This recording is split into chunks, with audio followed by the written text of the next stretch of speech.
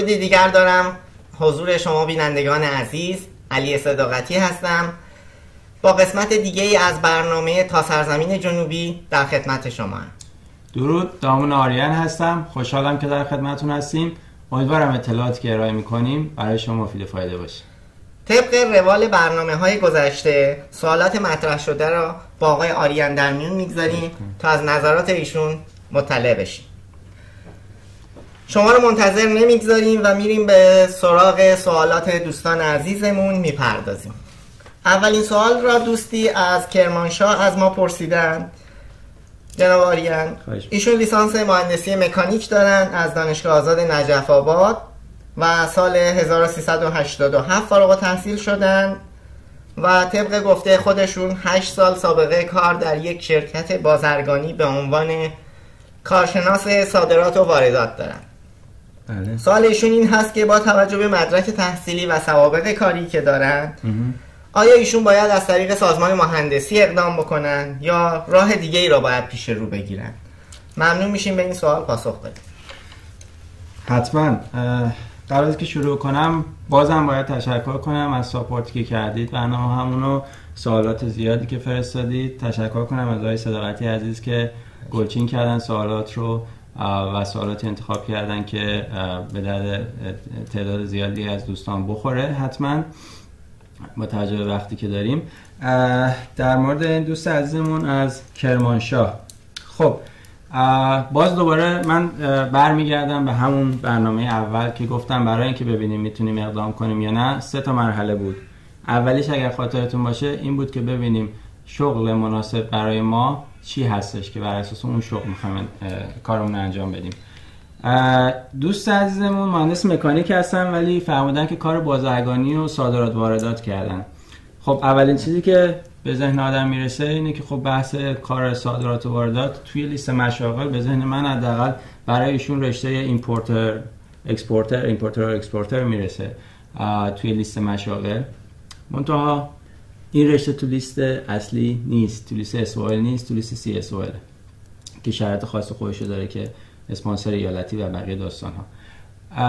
یک گزینه‌ای هست که دوستانی که شاید حالا اطلاعات کافی ارائه نکردن ولی بر اساس تجربه میگم، دوستانی که مهندس مکانیک مثلا هستن کار بازرگانی انجام میدن معمولاً کارشون تو حوزه فنی هست، یعنی قطعات فنی رو کار صادرات وارداتش بیشتر واردات انجام میدن، بحث نصب و راه اندازی اگر توش باشه، اگر فروش فنی میگن اصطلاحاً، اگر که تکنیکال سیلز دارن انجام میدن هنوز هم میتونن خودشونو مهندس مکانیک اعلام بکنن، به خاطر اینکه واقعا توی کارشون هم حتما هست. دیدیم کار فنی انجام میدن، تخصصی ارزیابی میکنن قطعات مختلفی رو که میخوان وارد کنن و فروش انجام بدن به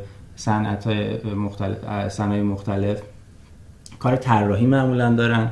خب این کار مهندس مکانیکه. یعنی اگر به نظر من اگر این دوست عزیزمون برنامه رو میبینن و توی کارشون واقعا دارن این کار تکنیکال سیلز انجام میدن، حتما میتونن به عنوان مهندس مکانیک خودشون رو اعلام بکنن.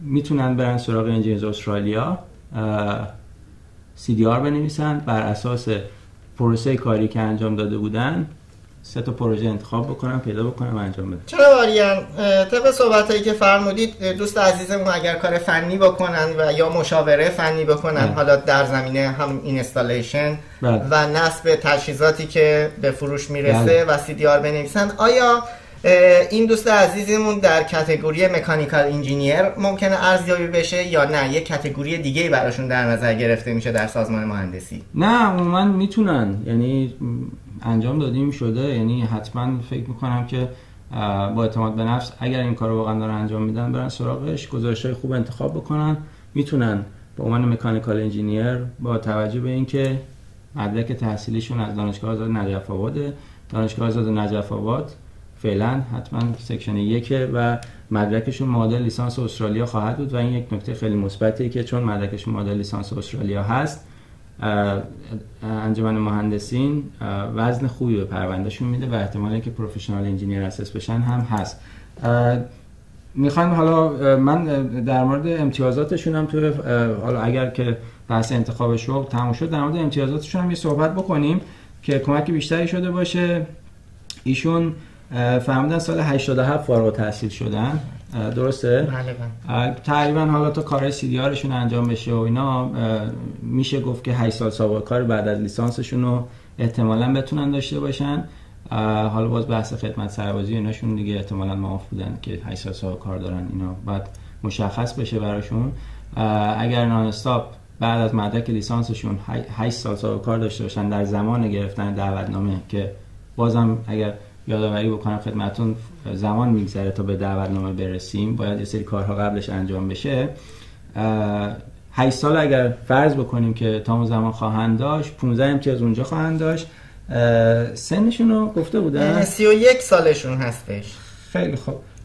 سنشون هم توی بازه سنی هستش که میتونن اقدام بکنن برای اخذ حد اکثر امتیاز سنشون، یعنی 30 امتیاز بابت سنشون دارن.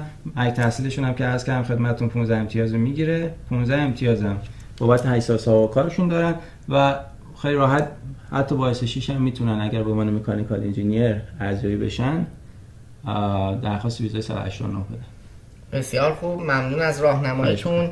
میریم سراغ سوال بعدی برنامه. خانومی از تهران ایمیل فرستادن و سوالشون رو مطرح کردن. ایشون فوق لیسانس مشاوره دارن و لیسانسشون را هم از دانشگاه علامه گرفتن و روانشناسی خوندن. البته فوق لیسانسشون رو اعلام نکردن از کجا گرفتن، ولی سابقه کار به عنوان مشاور تحصیلی در مدرسه دارن و بیش از 12 سال هم هستش که در این زمینه به عنوان مشاور تحصیلی فعالیت دارن. ممنون میشیم اگر توضیحات لازم را در جهت راهنمایی این دوست عزیزمون بفرمایید. چند سالشون هست اینا رو؟ در مورد سنشون هیچ توضیحی ندادن، ولی خب سوابق زیادی دارن، بیش از 12 سال هستش. من سعی میکنم که تا همون حدی که اطلاعات داریم خدمتشون ارائه طریق بکنم.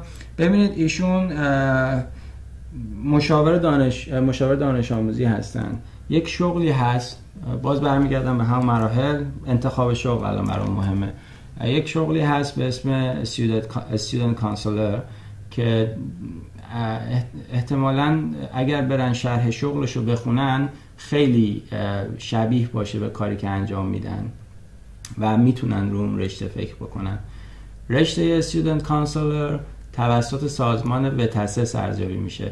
سازمان وتاسس برای ارزیابی این مدرک حتما مدرک تحصیلی مرتبط احتیاج داره.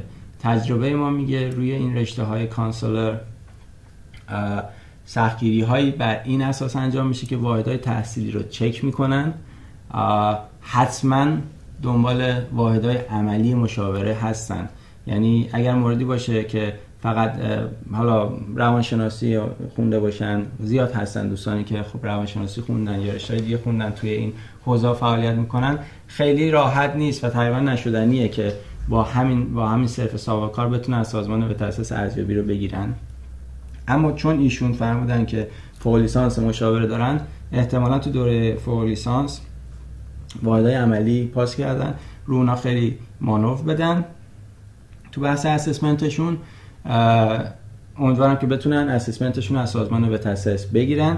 در این صورت میتونن از بعد از مدرک فوق لیسانسشون هر چقدر که کار کرده باشن به عنوان سابقه کار استفاده بکنن. رشته Student Counselor در لیست CSOL هست، حتما باید با اسپانسر ایالتی اقدام کنن. بسیار خوب، ممنونم. میتونید راهنمایی بفرمایید در حال حاضر کدوم ایالت به ایشون اسپانسر میدن؟ تا جایی که ذهنم یاری میکنه فکر میکنم ACT کمرا اسپانسر میکنه. معمولا توی لیست کمرا یا ساوت استرالیا باید دنبال این رشته بگردن. بسیار خوب، ممنون از راهنماییتون. دوست عزیز دیگه‌ای در پیج فیسبوک ما سوال پرسیدن. ایشون هم مثل دوست قبلی لیسانس و فوق لیسانس دارن، از یک دانشگاه، از دانشگاه آزاد کرج فارغ التحصیل شدن لیسانس ایشون لیسانس مترجمی زبان انگلیسی هستش و در سال 83 فارغ التحصیل شدن و ارشدشون را در زمینه آموزش زبان انگلیسی از همون دانشگاه آزاد منتها در سال 1390 اخذ کردن. بله. ایشون فرمودن 35 سال سنشون هست و 12 سال سابقه کار دارن در سطوح مختلف آموزش زبان. درسته؟ ممنون میشیم دوست عزیزمون رو راهنمایی بفرمایید. خواهش میکنم. بله، ایشون تو حوزه آموزش زبان کار کردن. من 2 تا رشته رو میتونم براشون معرفی بکنم. یکی رشته تسول، یکی هم Vocational Education Teacher. بیشتر فکر میکنم رو تسول اگر بتونن کار کنن بهتر باشه. یک نکته هست، چون جزء گروپ A و تاسیس هست این رشته، حتما باید مدرک تحصیلی مرتبط داشته باشن و حداقل 1 سال سابقه کار. بعد از اون پس از مدرک لیسانسشون نمیتونن استفاده کنن، بعد از مدرک فوق لیسانسشون حتما استفاده کنن برای ارزیابیشون، که این مدرک فوق لیسانسشون چون سال 90 گرفته شده متاسفانه سابقه کار بعد از اون رو میتونن استفاده کنن برای گرفتن امتیاز. یعنی اگر من بخوام در مورد ایشون امتیازاتشون رو صحبت بکنم، چون سال 1390 رو تأسیس شدن، عملا 1 سالم بعدش نیاز هستش که تایید بشن. از سال 91 میتونن سابقه کارشون ادعا بکنن. عملا تو رنج 3 تا 5 سال هستش و 5 امتیاز چون خارج استرالیا است، 5 امتیاز بیشتر بهشون تعلق نمیگیره. مدرک تحصیلیشون هم 15 امتیاز خواهند داشت. سنشون توی رنج 25 امتیازی هستن. میشه تا اینجا 50 امتیاز. نه 45 امتیاز. 45 امتیاز تا اینجا شد. عرضم به خدمتتون که خب معمولا دوستانی که توی سطح زبان کار میکنن و لیسانس مترجمی آموزش زبان دارن احتمال خیلی قوی مشکلی برای گرفتن آیلتس 7 ندارن و حتی شاید بعد وقتا بالاتر فکر میکنن. اگر این نمره رو بگیرن به 55 امتیاز میرسن. رشتهشون هم که به هر حال تو CSOL هستش و کدوم ایالت اسپانسرشون میکنه؟ فکر میکنم که بیشتر باید سراغ ساوت استرالیا برن. بسیار خوب، ممنونم از راهنماییتون. فقط یک سوال مطرحه. فرمودید گروپ A. ممکنه در مورد این گروپ A هم توضیح خدمت دوست عزیزمون و بینندگان عزیزمون بفرمایید؟ گروپ A و تاسیس لینکاشو حتما یادمون باشه بذاریم. و تاسیس خب عرض کردم تو جلسه قبلا رشته‌های خیلی زیادی رو اسپانسر میکنه. رشته ها رو گروه بندی میکنه، گروپ A، B و C. رشته هایی که تو گروپ A هستن جز پیش نیازاش اینه که اولا حتما مدرک لیسانس معادل لیسانس استرالیا داشته باشن. یعنی اگر فردی هستش که لیسانس داره ولی لیسانسش توی سکشن 2 دانشگاه ایران ارزیابی میشه، که بازم در مورد اینم صحبت کردیم، ریفر میدم به جلسات قبلی، نمیتونه متاسفانه رشته‌ای که تو گروپ A به تاسیس هست و براش اقدام کنه، ریجکت میشه. بهتره که این کار نکنه و 1 سال هم سابقه کار حتما باید بعدش داشته باشه. گروپ B یه مقدار شرطش راحت تره. اگر یک مدرک پایین‌تر از لیسانس مرتبط داشته باشه به علاوه یک مدرک لیسانس غیر مرتبط، باز هم میتونه مثلا با 2 سال سابقه کار انجام بده. گروپ C باز شرطش راحت تره، میتونن با مدرک غیر مرتبط هم انجام بدن. لیستش هستش، حتما ببینید، اینو براتون میذاریم. باز حتما اگر سوالی بود در مورد کیس خاص خودتون در خدمتتون هستم. بسیار ممنون از راهنماییتون و نتیجه مهمی که از صحبت‌های آقای آریان به دست میاد این هستش که خیلی از دوستان که مدرک تحصیلیشون با سابقه کارشون های ریلیونت و 100% مرتبط نیست، هم این امکان براشون وجود داره که حتما بتونن مهاجرت کنن. مخصوصا تو گروپ C و تاسیس این امکان برقراره. بسیار خوب، میریم سراغ سوال بعدی. آقای در استرالیا گفتن که با یک ویزای 18 ماهه تشریف آوردن استرالیا و 1 سال هست که مشغول به کار هستن و 4 ماه دیگه هم فرمودن که ویزاشون باطل میشه آقای آریان. و دوست دارن بدونن که چطور میتونن اقامتشون رو بیشتر کنن. خب این یه جورایی پازل شد، خیلی اطلاعات ندارم، باید حدس بزنم. چون گفتن ویزای 18 ماهه در داخل استرالیا هستن تنها چیزی که به ذهن من میرسه یک ویزایی هستش با ساب کلاس 476. این یک ویزایی هستش که به دولت استرالیا به فارغ التحصیلان رشته‌های مهندسی دانشگاه‌های خاصی از سراسر دنیا اعطا میکنه. 18 ماه وارد استرالیا بشن، کار زندگی کنن، اگر بتونن موندگار بشن. خب مشخصاً دوست داره دولت استرالیا مثل هر دولت دیگه‌ای که دانشجوهای فارغ التحصیل نخبه دانشگاه خوب بیان و این ویزای جماعه رو بهشون میده. در ایران دانشگاه‌های پلی‌تکنیک امیرکبیر و دانشگاه تهران، دانشگاه مادر، دانشجوهای فارغ التحصیل رشته مهندسی میتونن اقدام کنن. حالا شرایط خاص خودش داره، بحث سنشون، بحث اینکه چقدر از تحصیلشون گذشته باشه، از اتمام تحصیلشون گذشته باشه، و از فارغ التحصیل میتونن به هر حال اقدام کنن برای این ویزا. پس من فکر میکنم که ایشون یک مهندس هستن، دو با ویزای 476 در داخل استرالیا هستن. قاعدتا هم حتما سنشون باید زیر 33 باشه الان، احتمال خیلی قوی. خب 4 ماه دیگه ویزاشون باطل میشه، 1 سال دارن کار میکنن. باز هم امیدوارم و حدس میزنم که کار مرتبط با رشتهشون کردن. اگر مثلا مهندس عمران هستن، تو حوزه عمران کار کرده باشن، حتما باید برن سراغ اسسمنت. اگر سابقه کار داخل استرالیاشون مرتبط خیلی عالیه، اگر هم نیست برای گرفتن اسسمنتشون، اگر سابقه کاری تو ایران دارن، در مورد اسسمنت انجینیرز استرالیا هم صحبت کرده بودیم. به هر حال باید CDR بنویسن، کار اسسمنتشون انجام بشه، ارزیابی مثبتشون تو رشته خودشون بگیرن. عموما رشته‌های اصلی مهندسی همه تو لیست SOL خدا شکر هست. ولی بعد یک مشکلی داریم، بحث 4 ماه. 4 ماه بیشتر از اقامتشون نمونده. برای اینکه تو این فاصله 4 ماه بتونن به لاج پروندهشون برسن، یک مقدار باید سخت کار کنن. CDR من پیشنهادم برایشون اینه که CDRشون رو سریع بنویسن، خیلی سریع آمادهش بکنن. امیدوارم که تا قبل از اومدن یه کاری کرده باشن، ولی اگر نه باید خیلی سریع وقت بذارن CDRشون رو تکمیل بکنن. مورد داشتیم که ما کلاینت هامون CDRشون در عرض 3-4 روز تموم کردن، یعنی کاملا به تلاش خودشون بستگی داره. فکر نکنن که حتما 3-4 ماه باید کار ببره.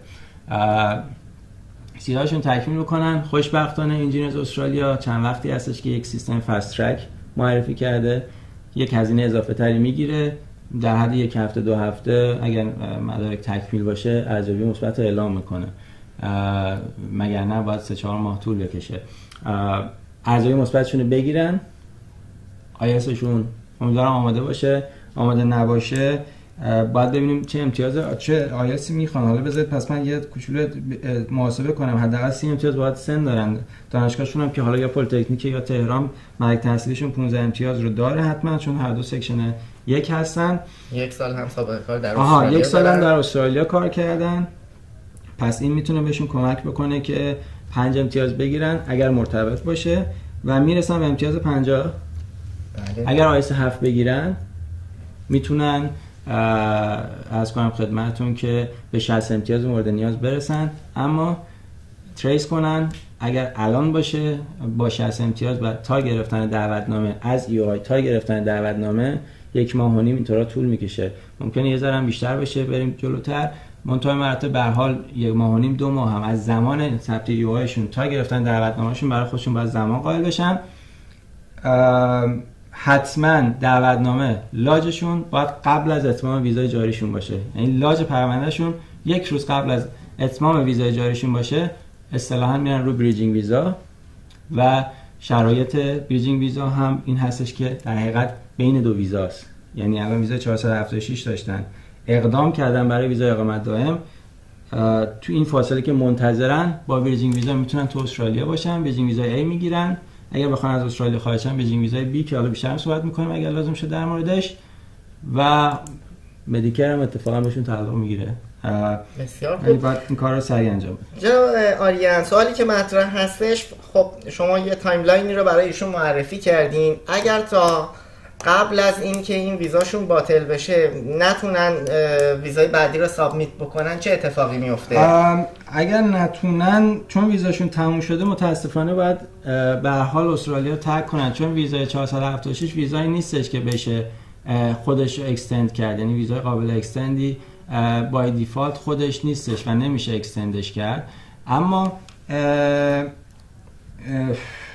باید به یه طریق یه ویزای دیگه اقدام کنن. مثلا اگر الان دارن برای جایی کار میکنن و میدونن نمیتونن به ویزای اقامت دائم برسن، برای اقدامش میتونن درخواست کنن که اون کسی که داره براشون کار میکنه ایشون اسپانسرشون بشه، برای ویزای 457 اقدام کنن، که در مورد ویزای 457 هم صحبت کنیم. بسیار خوب، ممنونم از توضیحات خوبتون. به انتهای یکی دیگر از برنامه‌های پرسش و پاسخ در مورد ویزای اسکیل رسیدیم. منتظر سوالات دیگه شما عزیزان هستیم تا از طریق کانال‌های ارتباطی با ما مطرح بکنیم. ممنون از آقای آریان که ما را همراهی کردن در این برنامه و ممنون از شما دوستان عزیز که با سوالات خودتون ما را کمک میکنید تا آموزش بهتری داشته باشیم در پروسه مجموعه برنامه‌های تا سرزمین جنوبی. به همراه آقای آریان از حضور شما مرخص میشیم. اگر صحبت نهایی دارید نه، ممنونم ازتون آقای صداقتی. حتما سوال بپرسید. ممنون از ساپورتی که تا حالا داشتید. سوالاتتون مطرح بکنید، کمک میکنه که ما برنامه‌مون پربارتر باشه. هیچ فیلتری تو جواب دادن نیست. هر سوالی بپرسید سعی میکنیم که بهترین جواب ممکن رو خدمتتون ارائه بکنیم. موفق باشید. خدا نگهدار. با آرزوی موفقیت برای همه دوستان. تا برنامه بعد، روز خوش.